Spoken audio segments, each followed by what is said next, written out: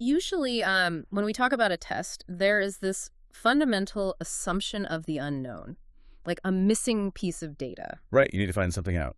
Exactly. I mean, you take a driving test because the DMV has absolutely no idea if you can, parallel park without taking off someone's bumper. Or running over a cone. Yeah, exactly. Or you take a blood test because the doctor doesn't actually know your cholesterol levels.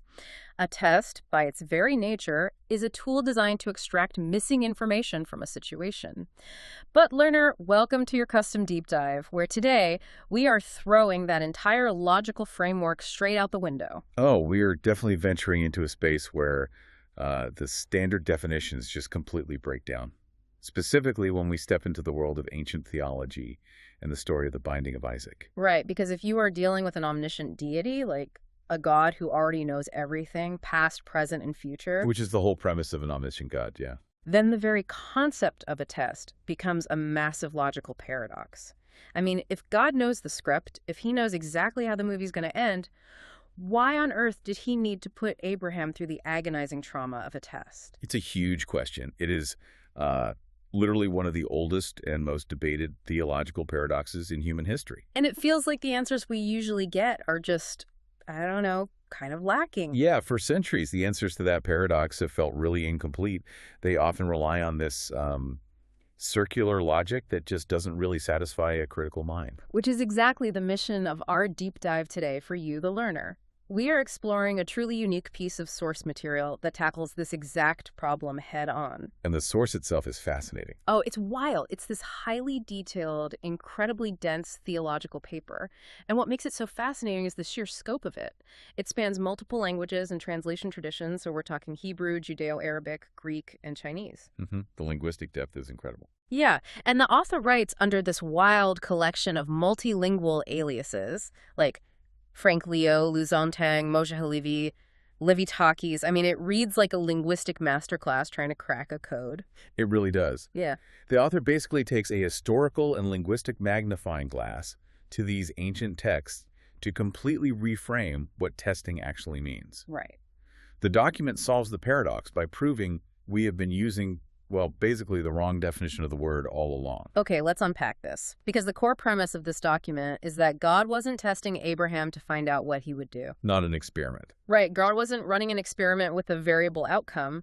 Instead, he was giving Abraham a graduation exam, basically to make him worthy of a title. Yeah. But to understand how the author gets there, we really have to look at the actual vocabulary of Genesis 22. Yeah, so when we read the text in standard English, it simply says, "And God tested Abraham." Seems pretty straightforward. Right, it does. And the Hebrew word used there is nisa.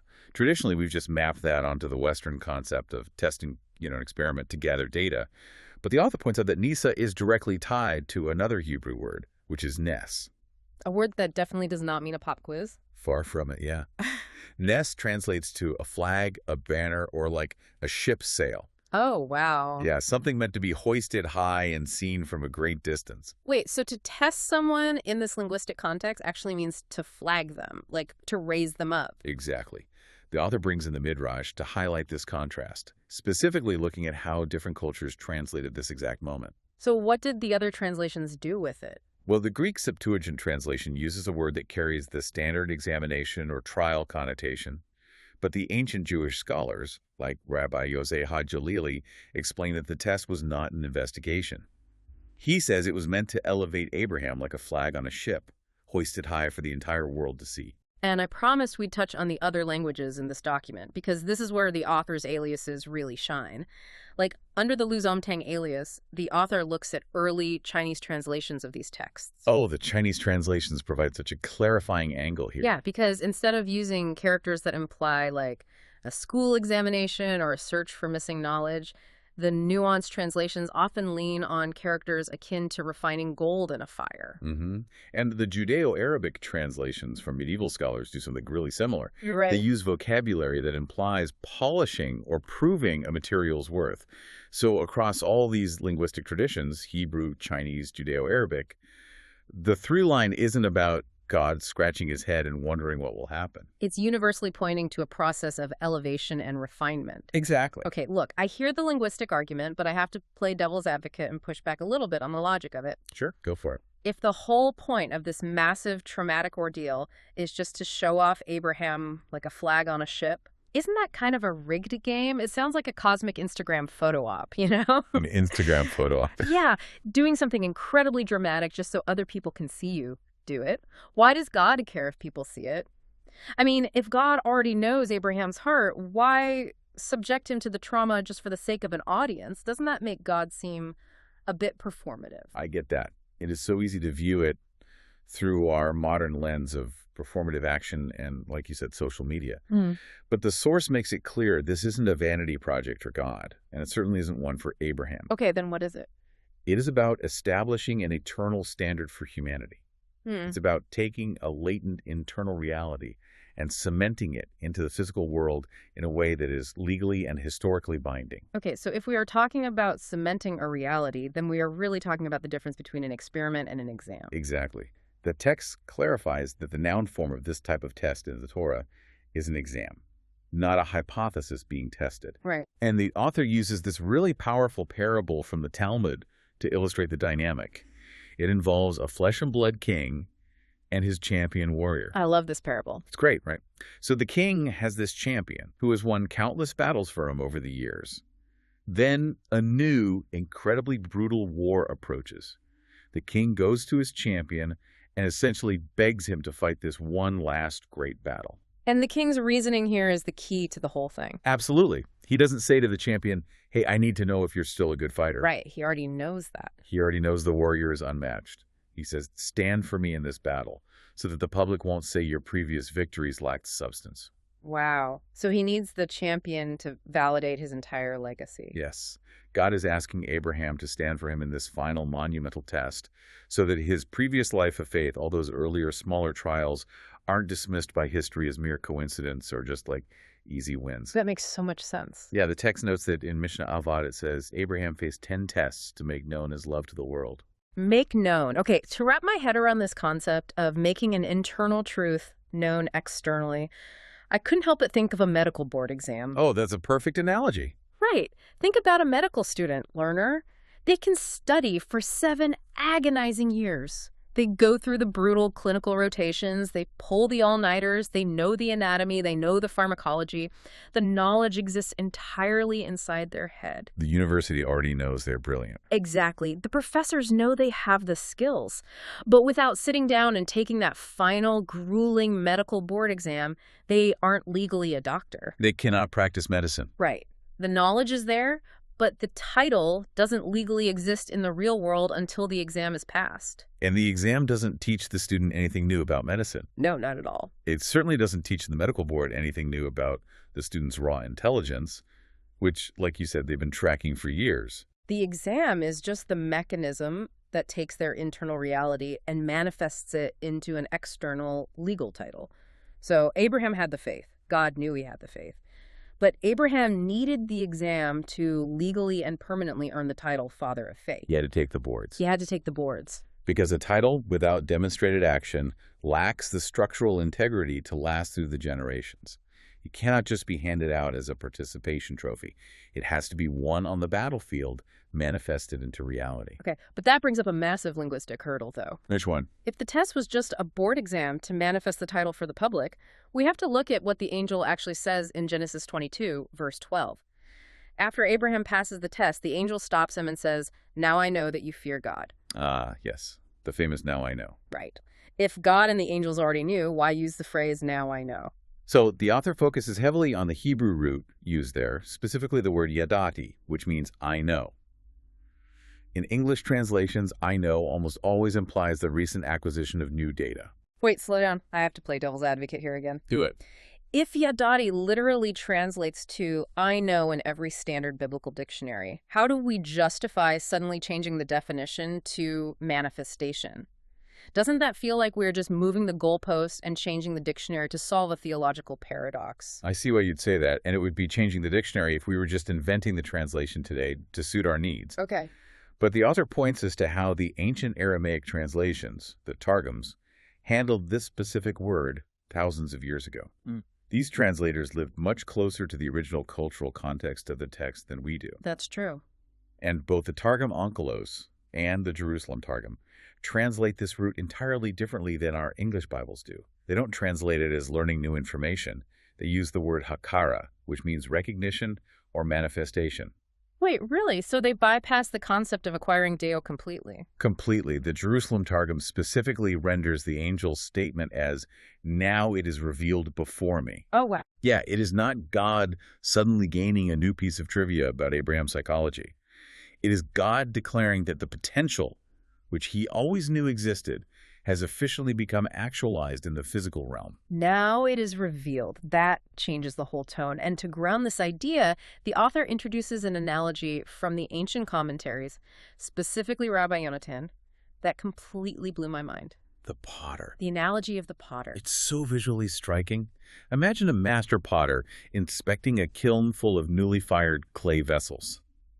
When the potter wants to check the quality of his work and demonstrate his skill to a buyer, he doesn't take his stick and tap on the flawed, cracked clay pots. Because if he hits the cracked ones, they'll just shatter into a million pieces. Exactly. He deliberately avoids testing the weak ones. He only strikes the strong, flawless pots. He hits them over and over again. Why? Because he knows they won't break. He wants to demonstrate their strength. He wants them to ring out with that clear, beautiful, resonant sound so everyone in the marketplace knows the supreme quality of the craftsmanship. And the text actually connects this to the Psalms, right? Noting that God only tests the righteous. Yes, Psalm 11, verse 5. The Lord tests the righteous. So what does this all mean for the learner listening right now? I mean, we are socially conditioned to think that hardship is a sign that we've done something wrong. Oh, totally. That's the default. When you are going through a massive, seemingly impossible struggle, the default human reaction is to assume the universe is mad at you. You think you are being punished, or that your foundations are fragile. Or that you're failing somehow. Right. But according to this ancient text, it's the exact opposite. Going through a massive struggle isn't a punishment. It is the potter tapping on you because he already knows you will not break. The test is a compliment. That is such a profound shift. It is the ultimate expression of divine confidence in your structural integrity. The potter doesn't tap the clay to find out if it's going to break. He taps it to show the world that it won't. And that realization changes the entire posture of how you face a trial. You aren't being set up to fail. You're being given an opportunity to ring out. Man, that's powerful. But, okay, if Abraham is the strong clay being tapped by the potter, it really begs the question, what is Isaac doing during all of this? That's the other half of the puzzle. Because the popular cultural image of Isaac is this, passive young boy who is just blindly following his dad up a mountain, completely oblivious to what is happening. Like a deer in the headlights? Yeah, exactly. Is he just a prop in his father's exam? The sources reveal a very, very different reality, one that shifts our perspective from the tester to the tested. The author draws on a narrative found in both the Jerusalem Targum and the Talmud that details a fierce sibling rivalry between Ishmael and Isaac. Oh, right. So they are arguing about who is more dedicated to their faith, basically who has more righteous agency. Yeah, exactly. So Ishmael boasts that he is the greater of the two because he chose to be circumcised when he was 13 years old. He was a teenager. Right. He endured the pain willingly. He had agency. He points out to Isaac that Isaac was circumcised at 8 days old. So Isaac had no choice, no agency, no active participation in the covenant. So Ishmael is basically telling Isaac, you just inherited your faith passively, but I actively chose to bleed for mine. That is exactly the dynamic. Yeah. And Isaac's response is incredible. According to the text, Isaac fires back at his brother, I'm 36 years old today. If the Holy One asked for all my limbs, I wouldn't refuse. Wait. I have to pause here because this detail changes absolutely everything. Isaac was 36. Yes. He wasn't a child. According to this deep-rooted tradition, no, he was not a child. He was a 36-year-old grown man. He's an adult. And he doesn't just defend his faith to his brother. He basically dares God to test him. He throws down the gauntlet. Yeah. He tells the universe, take all my limbs, I'm ready. And what's fascinating here is what happens immediately after Isaac makes that boast. The text notes that right after Isaac says, I wouldn't refuse, the very next verse in the Torah is, and God tested Abraham. No way. The test arrives on demand. Literally on demand. The binding of Isaac was a direct result of Isaac's own statement. Wow. Isaac was the medical student, standing up in the lecture hall and saying, I have done the studying. I am ready for the exam. As the exam was given out of respect for Isaac's readiness. It wasn't born out of divine doubt. It was born because the student demanded the opportunity to prove his credentials to match his brother's boast. So it's a mutual agreement. Yeah, The test is a platform that Isaac requested and that Abraham needed to cement his title. exactly. But that raises one final question for me. If God already knows the outcome, and Isaac already knows he's ready, and Abraham already has the faith, who is the real audience for the test? We said earlier it was for the public, to be a flag on a ship, but is it just for the spectators standing on the shore? That's the million-dollar question. Hmm. And the source material provides one final piece of the puzzle to answer exactly who the primary audience really is. Okay, what does it say? The Alto brings in the book of Deuteronomy, chapter 8. Moses is speaking to the Israelites, reflecting on the 40 years of brutal hardship in the wilderness. And he uses that exact same root word for testing, Nisa. Okay. He tells the people that God tested them in the wilderness to know what is in your heart. But based on everything we've discussed today, God already knows what's in their heart. The potter knows the clay. Exactly. And the source clarifies the grammar and the theology here beautifully. Yeah. To know what is in your heart doesn't mean so God can know what is in your heart. It means so you can know what is in your heart. Oh, wow. So the test introduces you to yourself. Yes. If we connect this to the bigger picture, a test is essentially a mirror. Think about it. When you are going through your daily routine, when things are calm, when you are just attending the lectures of life, you have absolutely no idea what you are truly capable of. Because you've never had to use it. Right. You might have immense capacity, incredible resilience, but it's completely theoretical to you. It's just a thought experiment. But when the test comes, when a hardship hits, it forces those latent qualities to the surface. It reveals to the person being tested the immense strength they already possessed, but hadn't yet fully realized. So the mirror doesn't create the image, it just reflects what is already there. Beautifully said, yes. God gave Abraham and Isaac the mirror so they could see their own spiritual magnitude. It fundamentally rewrites the narrative. It takes it from a story of passive victimhood to a story of active, empowered manifestation. It completely flips the script. This has been an absolutely mind-bending journey. Let's try to summarize what we've unpacked from this massive multilingual document. We started with the paradox: if God knows everything, why test Abraham? Right. And through the lens of Hebrew, Aramaic, Chinese, and Judeo-Arabic texts, we've seen that the binding of Isaac wasn't a cruel trial conducted by an insecure deity trying to gather missing data. The data was never missing. Right. The data was never missing. It was a graduation exam. It was the potter taking his best, most flawless work and striking it so it would ring out for the rest of history. It was God elevating Abraham like a flag on a ship, providing him the platform to rightfully and legally earn the eternal title of Father of Faith. Mm-hmm. And it was a response to Isaac, a 36-year-old man, declaring his own readiness to step into the fire and claim his agency. The internal reality became an external truth. Exactly. So for you, the learner, listening to this deep dive, I think the takeaway is incredibly practical. We all face tests. We all hit moments where it feels like the universe is putting us through the ringer and we're barely hanging on. Absolutely. But according to this text, those challenges are not the universe trying to figure out if you will fail. They are not punishments. They are the board exams of your life. Right. They are opportunities to manifest your hidden strengths, to ring out like the strong clay, and to earn the titles you have been quietly studying for all along. Embracing that reframing requires a tremendous amount of courage, though. Passing the exam means acknowledging your own inherent strength, which honestly can be daunting. Yeah, it's a lot of pressure. It is. Which leaves us with a final thought to ponder based on all these ancient sources. If the tests we face are actually mirrors meant to show us the strengths we already have inside, what does our fear of being tested say about our fear of discovering our own true potential? That is a lot to think about. Keep diving deep, and we'll see you next time.